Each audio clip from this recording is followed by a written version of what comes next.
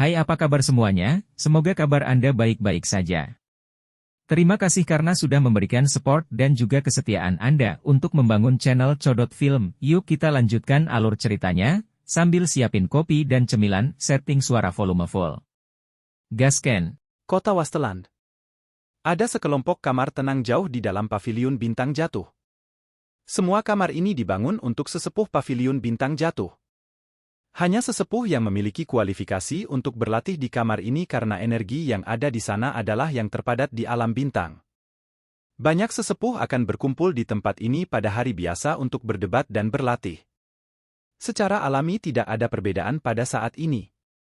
Banyak sosok tua berdiri di sekitar tanah kosong di luar ruangan yang tenang ini saat mereka mengobrol dengan riang. Bang, Suasana damai semacam ini tidak berlangsung lama sebelum tiba-tiba dihancurkan oleh ledakan hebat. Segera, banyak tatapan tertegun melesat. Mereka mendarat di ruangan sepi yang jaraknya cukup dekat karena tiba-tiba meledak. Ada cahaya keemasan yang samar-samar berkedip darinya. Ini adalah... Banyak sesepuh tercengang saat melihat cahaya ini. Bang, Suara keras lainnya muncul saat ruangan yang keras itu diledakkan dengan paksa. Setelah itu, raksasa kuning keemasan setinggi 70 kaki berdiri dari ruangan yang sunyi di depan banyak mata yang terpana. Langkahnya mengguncang gunung saat berjalan keluar dari reruntuhan ruangan. Setelah itu secara eksplosif merong ke langit. Suara menakutkan segera menjadi substansi nyata yang tersapu seperti badai. Gelombang sonik yang kuat itu menyebar ke setiap sudut alam bintang. Para sesepuh yang berada di dekatnya dipaksa mundur selusin langkah sebelum tubuh mereka menjadi stabil. Benda apa itu? Sebagian besar ekspresi sesepuh berubah ketika mereka merasakan kekuatan menakutkan dari raksasa kuning emas. Mereka bisa merasakan aura yang sangat berbahaya darinya. Seolah-olah orang besar itu hanya perlu melayangkan pukulan untuk menghancurkan mereka menjadi daging cincang. Perasaan ini menyebabkan mata banyak sesepuh tanpa sadar bergerak-gerak. Yang terlemah di antara mereka hampir tidak menjadi douzun sedangkan yang terkuat adalah bintang 8 atau 9 douzuns. Namun, bahkan orang-orang ini merasakan bahaya yang ekstrim ketika melihat raksasa kuning keemasan ini. Untungnya, sesepuh ini memang memiliki kualitas yang seharusnya dimiliki seorang ahli. Mereka dengan cepat berpencar setelah merasakan kejutan awal dan samar-samar membentuk lingkaran di sekitar raksasa kuning keemasan. Mereka akan menyerang dan membunuhnya jika menunjukkan aktivitas yang tidak biasa. Haha, apakah ini badan kaca King Kong? Memang memiliki beberapa aspek unik. Sementara banyak sesepuh dengan sungguh-sungguh memperhatikan raksasa itu, beberapa sosok telah bergegas dari kejauhan. Mereka berhenti di udara. Mereka adalah Yao Lao, Cai Lin, dan Dokter Peri Kecil, yang bergegas setelah mendengar keributan itu. Sesepuh itu buru-buru membungkuk dan menyapa Yao Lao saat dia muncul. Seorang penatua tanpa sadar bertanya, "Kepala paviliun, siapa ini?" "Ah, Xiao Yan," Yao Lao tersenyum dan menjawab. Para sesepuh segera terkejut setelah mendengar ini. Mereka tercengang saat melirik ke raksasa emas itu. Tak satu pun dari mereka akan membayangkan bahwa hal ini adalah sesuatu yang telah diubah oleh Xiao Yan. "Ah!" Raksasa emas tertawa terbahak-bahak di depan mata semua orang yang tertegun. Cahaya keemasan segera keluar dan tubuh besar itu mulai menyusut dengan cepat. Dalam selusin detik lebih, raksasa itu berubah menjadi sosok kurus. Petak! Xiao Yan tidak batuk darah setelah kembali ke bentuk aslinya, tapi dia masih mengeluarkan beberapa batuk yang hebat. Itu jelas merupakan hasil dari rasa sakit yang luar biasa dari transformasi tubuhnya. Sayangnya, tubuh King Kong Glass yang telah saya latih hanya setinggi 70 kaki atau lebih. Masih ada celah dengan puncak 99 kaki. Xiao Yan menggelengkan kepalanya dan berbicara dengan agak menyesal. Anda seharusnya tidak merasa tidak puas. Jika tubuh fisik Anda tidak mengalami penyempurnaan dari berbagai harta karun alam dan cairan obat, Anda tidak akan mencapai tingkat ini bahkan jika Anda diberikan waktu setengah tahun. Yao Lao tertawa. Xiao Yan menyeringai. Ia sadar bahwa tingkat kemajuannya sudah dianggap sangat baik. Alasan dia hanya bisa mencapai 70 kaki atau lebih adalah karena dia dibatasi oleh kekuatan tubuhnya. Jika dia memperoleh lebih banyak harta karun alami yang dapat memperbaiki tubuh fisiknya, dia mungkin bisa melompat ke puncak setinggi 99 kaki. Pada saat itu, Xiao Yan yakin bahwa dia akan dapat meledakkan seorang ahli puncak kelas Douzun biasa dengan sebuah pukulan. Setelah periode pelatihan ini, auraku juga tumbuh sedikit. Wilayah tanah gurun kuno mungkin sangat berbahaya, tetapi ada juga banyak harta karun alam yang tidak dapat ditemukan di dunia luar. Jika saya cukup beruntung selama perjalanan ini, saya mungkin bisa mencapai bintang Douzun 9 dan berhasil menguasai badan kaca King Kong sebelum menemukan pohon kuno Bodhisattva. Xiao Yan merenung dalam hati. Saat ini dia perlu terus memperkuat dirinya sendiri. Informasinya sudah dikonfirmasi.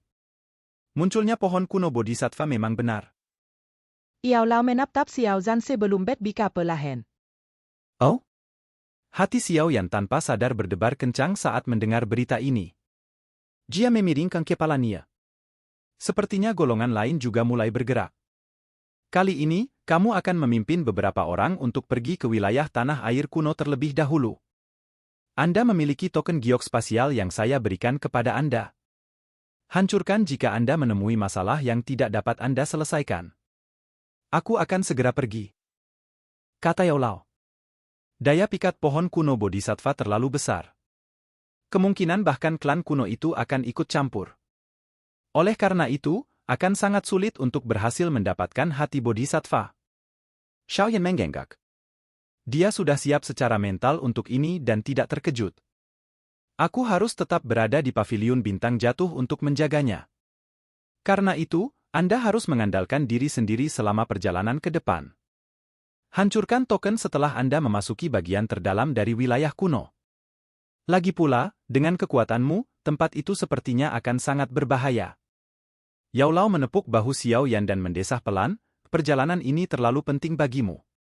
Lakukan yang terbaik. Kapan kita harus pergi? Xiao Yan bertanya dengan lembut.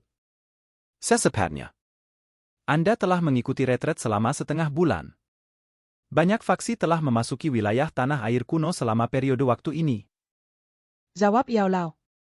Xiao Yan sedikit mengangguk. Setelah itu, dia perlahan menyatakan, "Oh, kalau begitu kita akan bergerak sekarang." Xiao Yan selalu melakukan sesuatu dengan kecepatan tinggi. Dia tidak akan berhenti bahkan sesaat setelah mengambil keputusan. Dia segera pindah dan terbang ke timur laut. Kali ini, dia membawa 4 orang bersamanya. Orang-orang itu adalah Cai Lin, dokter peri kecil, King Lin dan seorang tetua, yang kekuatannya telah mencapai puncak kelas Douzun. Tian Huo Zunze saat ini sedang melakukan retret dan harus ditinggalkan.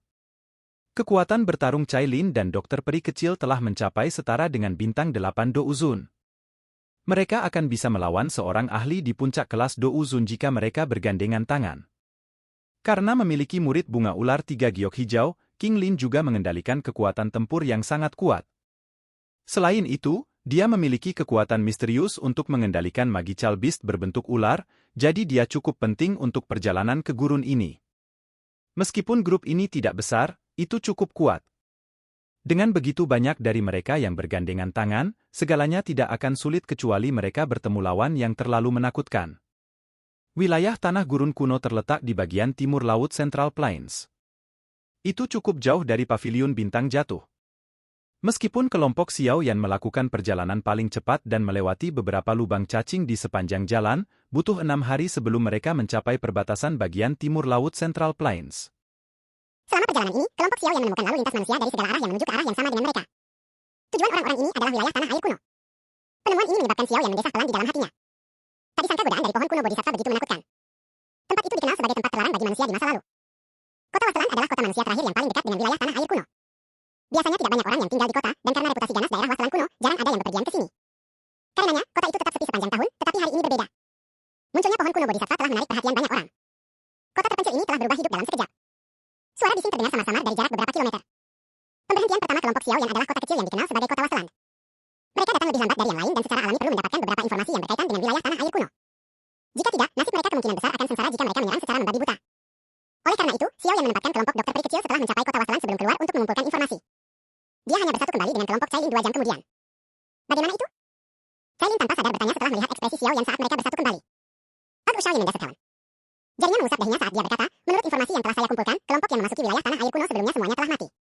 Bahkan ada beberapa ahli kelas Douzun di antara mereka. Ekspresi kelompok Cailin berubah setelah mendengar kata-kata Xiaoyan. Semua mati? Apakah wilayah tanah gurun kuno ini sebenarnya berbahaya? Apa yang harus kita lakukan? Dokter peri kecil mengerutkan alisnya dan bertanya. Beberapa ahli akan masuk besok. Kami akan mengikuti di belakang kelompok besar itu. Karena wilayah tanah gurun kuno ini disebut sebagai tanah terlarang manusia, ini jelas bukan tempat yang bagus. Kami akan mengikuti di belakang orang-orang itu dan mengamati situasinya. Jari Xiaoyan dengan lembut menutup meja. Wilayah tanah gurun kuno ini pasti misterius. Seseorang harus tetap tenang setiap saat untuk benar-benar memasuki wilayah terdalam. Kecerobohan apapun dapat mengakibatkan kehancuran total suatu kelompok. Harga ini adalah sesuatu yang tidak mampu dia beli. Karenanya, dia harus berhati-hati dengan semua yang dia lakukan. A. Ukuran asli, 80 kaki. Tetapi penulis menggunakan 70 kaki di bawah. B. 10 kaki lebih kecil dari yang disebutkan sebelumnya. Final 70 feet. Silakan pergi ke... Oke guys, jangan lupa like, comment, share, and subscribe di channel Codot Film. See you next video, peace out and bye-bye.